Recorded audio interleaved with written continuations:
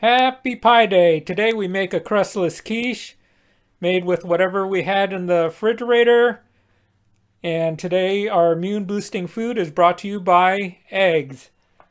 Eggs are often called the perfect food. They contain a lot of the B vitamins and the fat soluble vitamins, increases our HDL, has a lot of bioavailable amino acids, and makes us feel fuller for a longer time so we don't eat as much. So enjoy your eggs and enjoy today's video.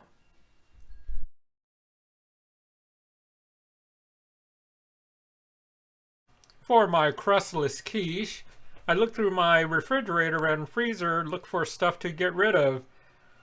So I have broccoli, some frozen spinach that I've squeezed the water out of, some red, yellow, and orange bell pepper, mushrooms, onions, some green onions, mozzarella cheese, cheddar cheese, and 6 slices of pre-cooked bacon. So roughly everything's about a cup each except for the mushrooms, which is about 2.5 cups.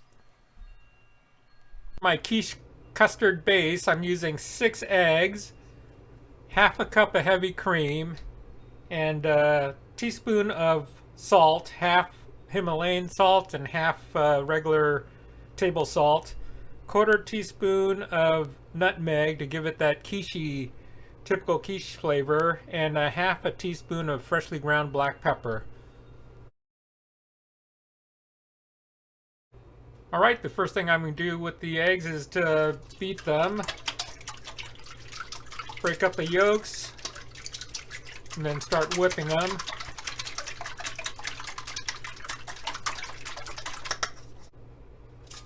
Add the salt, pepper, nutmeg, and the heavy cream.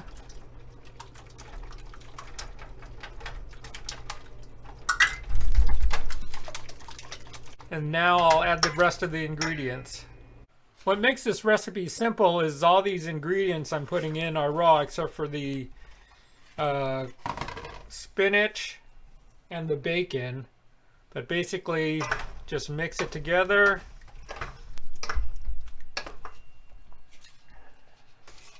Start adding the cheese and the bacon I pre-cooked.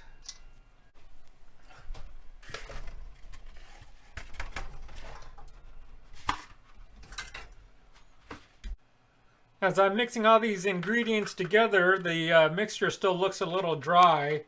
So I'm adding 4 more eggs and another quarter cup of whipping cream just to provide a richer mixture. So now I could see that there's plenty of liquid in this. Now I'm going to pour it into the mixing baking dish. Alright, here's my baking dish. It's a deep dish. I think it's a 10-inch pie tin, well, pie dish. I buttered the edges, and on the bottom I laid down some sliced ripe Roma tomatoes. One thing I noticed, some people have problems with tomatoes. It's usually the juice and the seed, so I try to de-seed and de-juice them before I use them. So now I'm just going to pour in this mixture. And I notice I kind of pre-checked out this baking dish, and its volume is about 6 cups. So I try to make a mixture that's 6 cups. And one thing about veggies, especially when they're not cooked, they will actually start sinking into the dish.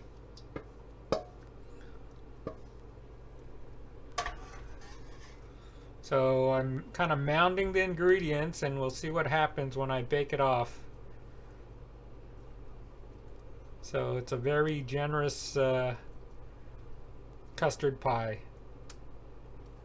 I'm going to bake in the oven 375 until firm, and usually when I've done this in the past it's about an hour. One thing I should note, I have the pie tin or pie dish on a rim baking sheet lined with foil. That way, if it starts overflowing, it doesn't overflow into the oven. Also, it's sturdier, easier to hold this, because knowing me, I'd probably knock it over or drop it on the floor.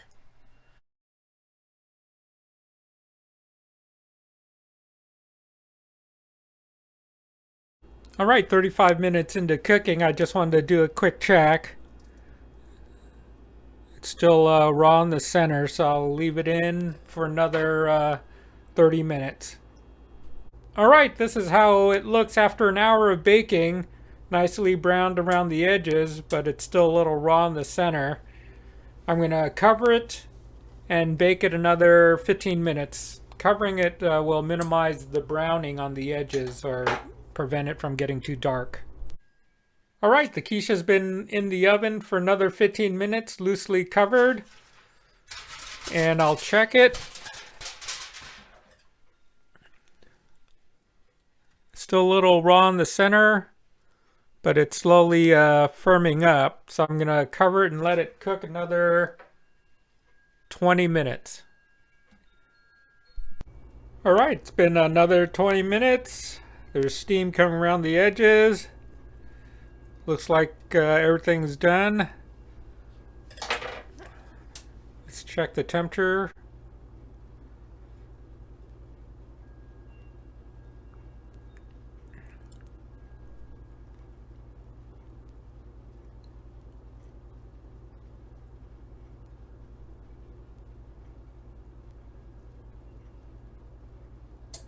Okay, it's 160 and climbing, so this is done. I think what I'll do is sprinkle some more cheese on top, bake it, and get a nice cheesy layer. All right, I found some Parmesan in the fridge, so might as well use that up. Sprinkling Parmesan. And then I'll use the remainder of the cheddar cheese also, just to sprinkle it on top. Then I'll put it in the oven and let it bake roughly another 5 more minutes to just melt the cheese.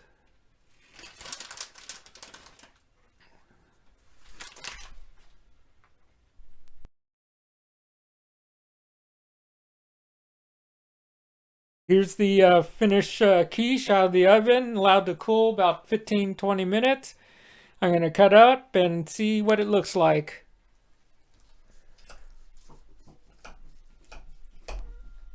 You can tell it's cooked, it's nice and firm. Give myself a nice little slice here. All right. Get the pie server.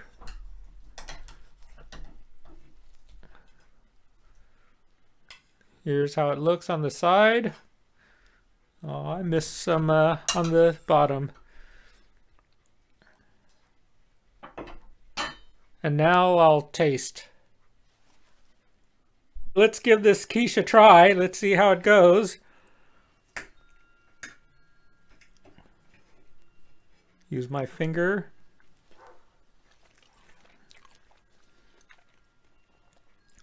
It's good. It has enough salt. I was worried that the teaspoon of salt might not be enough, but I think with the cheese and the bacon, it adds additional salt.